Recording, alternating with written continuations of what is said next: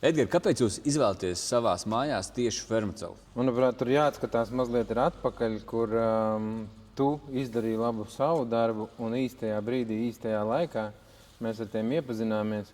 Jo tad, kad mums bija jānodrošina māja, kura būtu ugunsdroša, viegla pārvešanai, un priekš mums klients izvēlējās krāsotas sienas gludas, ja mums mājai bija problēma tāda, kad viņai bija pārāk tuvu esošai ēkai, viņai bija jāizpildās ugunsdrošībai, un attiecīgi to, ko mums ieteica šis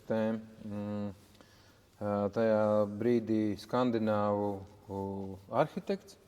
Viņš teica, jums jāpaceļ ugunsdrošībai, bet mums vajadzēja materiālu, kas gan neplaisātu, gan kā konstruktīvais strādāt, tas nozīmē nav OSB un pēc tam reģipsis, un nav šis te sarkanais jāšuj kopā, un tajā brīdī mums viss tā beigi sastājās, viss ar vienu materiālu. Super, un tā jūs joprojām arī viņu izmantojat šādās mājās, kur nav ugunsdrošības prasība, jūs viņu vienkārši saglabājat ar fermacelu. Mums ir svarīgi to, ka mēs neatgriežamies pēc tam pie klienta ar kaut kādiem remontdarbiem.